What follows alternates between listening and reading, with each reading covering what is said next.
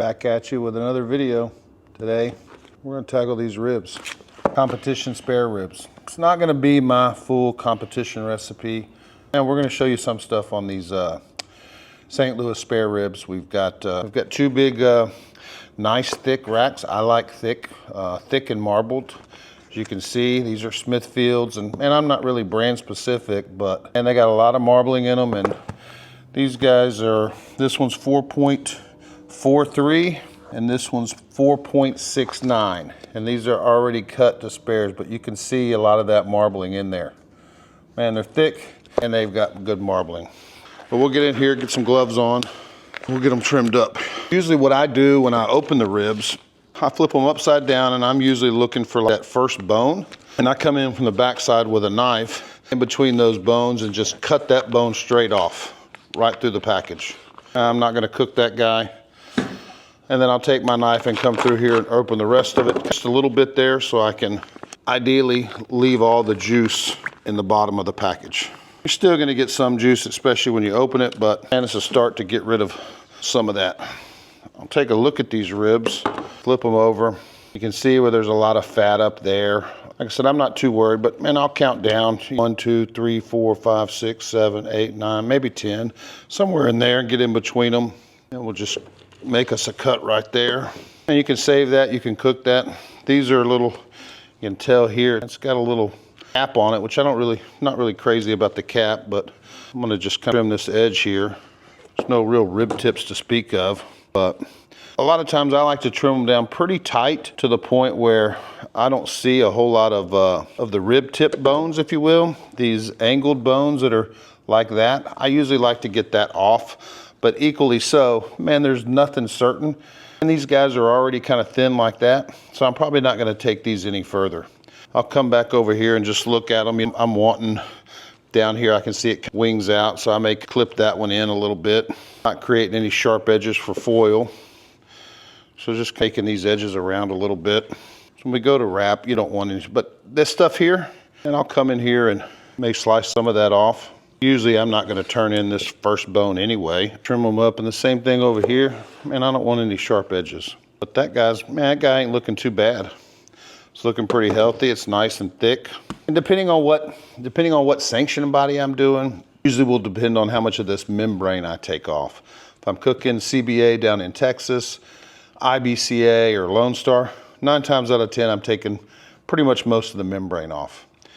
If I'm cooking KCBS, I may leave a little membrane right in here along the knuckle end of the bone, just to keep it from hopefully not blowing out. But for today's purposes, man, we're just cooking, man, we're just gonna score them. We're not even gonna remove the membrane. I'm just gonna kind of score it up. And most of it'll burn off, or we can get it off after we cook it. Same with this one.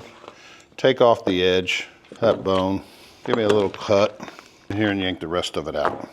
This one looks like it's got a few shiners. You can see right there, but luckily we're at the house, and man, it's not gonna matter much. So I'll just come down here and give it a whack. Came over here, and I'll look at this edge here, and ideally that's what I'm looking for. You can see how this one's got little dots.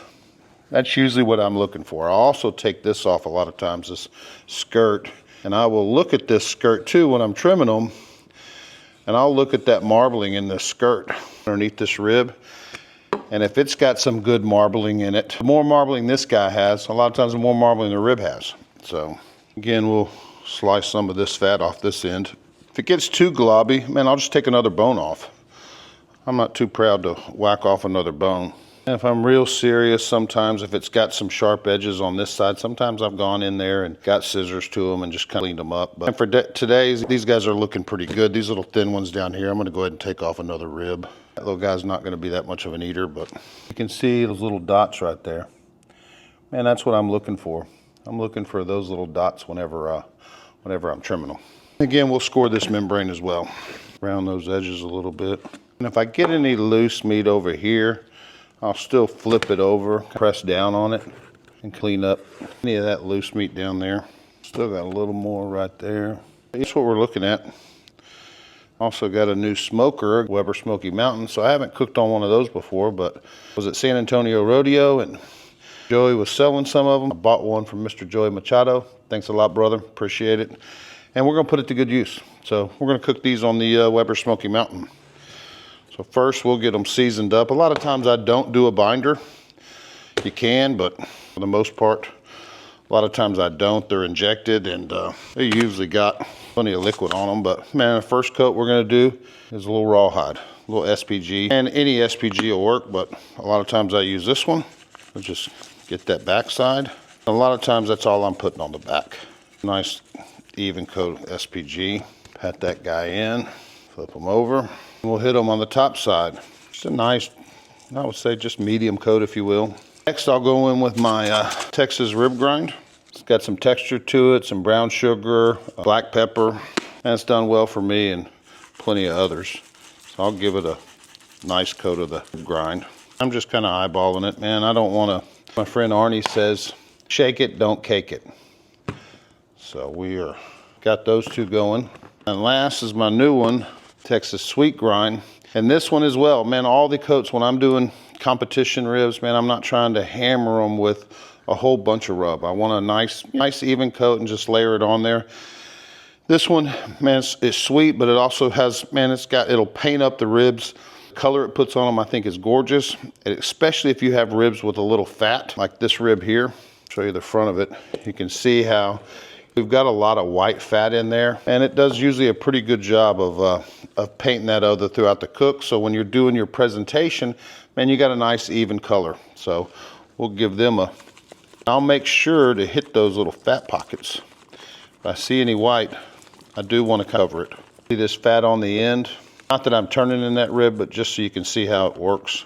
Same over here, you can see these ribs have got plenty of fat. Some rubs you use will leak through. Got plenty of fat there. We're gonna put this on a nice layer and make sure we get a nice little coat over that fat. Again, nothing super heavy, but we wanna cover the ribs and give a nice unified color. If we want to, we can come in and tap the edges. Don't forget the edges, right? There we are. So we got the Weber Smokey Mountain. We've got it fired up. We're running Royal Oak lump charcoal. We're not using any wood chips or no chunks, just straight lump charcoal. That's what I run in competitions. I don't really run much wood chunks. Man, Royal Oak lump puts on a great flavor, and the judges seem to like it. So we're gonna stick with that, and we'll take you outside and show you this new Weber I got. Here's that new Weber. She's running a strong 300. We're not too worried about the temp. Anything from probably 275 to 330, we don't care. We're not gonna be so fixated on temperature as much as we are looking at our ribs. We're gonna wrap them on color, and we're gonna pull them when they're tender. So that varies from cook to cook. Sometimes I'm wrapping my ribs an hour and a half, sometimes I'm wrapping them 2 hours, and I've wrapped them as soon as, an hour and 5 minutes, an hour and 10 minutes. It all depends on the color we're getting. Darker and darker, the longer you cook them. So once I like the color and the rub is set, then we're gonna throw them in the wrap. Ribs have sweated in pretty nicely. See that color on them? We're gonna take them outside and put them on that Weber. So we just put them on, burp the Weber Smokey Mountain a bit. We're gonna run them like this until that rub sets and we get a nice color and we like the way they look. Man, it could be an hour, anywhere between 1 and 2 hours. Somewhere in that range is usually where it is. So I would say probably, if I had to guess, an hour and a half, somewhere in there. So, all right guys, it's been about an hour and 10 minutes and I'm liking the color. You don't want them, man, I don't want them to get too dark. I like that color. So we're gonna get them inside and we're gonna get them wrapped. Got a nice color to them. I can tell just by looking at it that the rub is set. But again, for competition, I don't want a hard set on the rub because here in Texas, they judge everything with knife and fork. So if it's a real hard set on the rub, then it's a problem for a plastic knife and a plastic fork. We'll get them wrapped, hit them with some butter, sugar in the raw, and some water. Pretty simple. We got our foil laid down. We're gonna take 1 stick of butter. I've got it cut in half. So I'm gonna set that right there. Take some sugar in the raw. I like it better than brown sugar. Just got a little higher heat point, burn point if you will. So put some sugar in there. Competition, they like them sweet. Grab one of these racks and we're gonna wrap them meat side up. Give them a little more sugar on top. Fold them in. I'll pour a little bit of liquid, probably about 1/3 bottle of water. We'll wrap them up tight. We'll be ready for the next one. Again, stick of butter, sugar in the raw. And you can experiment with different things in the wrap. I think the wrap really imparts a lot of flavor. I'm working on a couple of more wraps that I'm looking to release. Also, before you wrap, when you pull them out, you can take some of these little guys off. Kind of come up a little bit, but that rib looks great. Man, that's the exact color that I want. Man, they look gorgeous. Put her down, hit her with some more. Sugar in the raw on the top. Fold her in. I'm gonna hit her with some liquid. We'll take these guys and stick them back on the smoker. They'll probably go, and probably an hour and a half to 2 hours wrapped. So, ribs have been wrapped for about an hour and 45 minutes. Pull this guy off and we'll open it up and take a look. I'm looking for really feel more than anything, but also these are coming in at 208, 209, but man, they feel pretty soft, and I'm liking the way they feel. You can see that thermopin just in with very little resistance. Man, that's what I want. Very little resistance. Right there between that bone. Sliding in and sliding out. 208, it feels good. I'm gonna go ahead and pull them. I'm gonna check this other one. See how this next one feels. Put my lid back on. 208, 209, and I'm liking it. This one feels maybe a tick tighter than the other one. I may stick this one on just a hair longer, but this one feels pretty good. I'll let this guy go just a little bit more.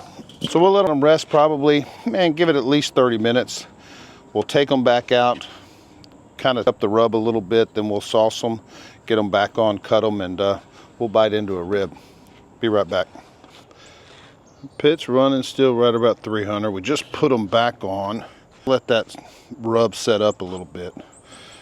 It's a little soft from the wrap, so we're gonna let that rub set probably about, I don't know, 5 or 10 minutes, and then we'll take them inside and sauce them up. So we put the ribs back on, or we pulled them off. Probe tender, that's what we're going for. We're going for feel, probe tender. We let them rest for about 30 minutes. We put them back on just to tack up the rub. The rub looked a little soft. IBCA, CBA, we want it soft because the judges get in there with a knife and fork. We don't want it really hard. But equally, if it's too soft when we go to sauce, man, it'll rush off all of our rub. And we don't want to wash off all of our rub. So, and I'm not even using a brush. A lot of times I will just take my sauce, I'll get it hot, and I'll just slowly ladle it over just to get a nice coat of the sauce. This is a sauce that I've been kind of with and working on, so hopefully at some point in the future, and we'll have it on the market. But yeah, I just want to get nice and ladled up some warm sauce. Man, I don't want to hit them with cold sauce. That's not to say that, man, cold sauce or whatever can't win, or if you brush your ribs you can't win. There's lots of different ways at this game, and not one of them is exactly 100% right. So, but yeah, I get them. And then I'll drain a lot of the excess off just by leaning them one way or another. And I'll put this back on to tack this up. Just put them on. That way you can kind of what we're working with here. And we'll let that set up. Give it 5 or 10 minutes as well. Again, a lot of this for me and how it looks and how it feels. So we let looks and we let feel dictate next move is. Well, we've got them sauced. Got them on this cooling rack. Got them back inside. I'm about to slice them up. So typically, man, I'm on the electric knife. In Texas, again, everything's knife and fork. The judges, so man, we're cooking them extra tender, and if I was to use a traditional slicer, which man, I'm sure some people do, the way I cook my ribs, man, they're extra tender, and man, they could fall apart. So we're gonna go with the chainsaw. And a lot of times, if I'm questioning where those bones are at, and I can get my thermopin and put it down there, and I know right there there's no bone. So I can know where to make that first cut. And I can also just too, a lot of times you can kind of follow the humps. They kind of hump up. And usually, and I'll just carry on.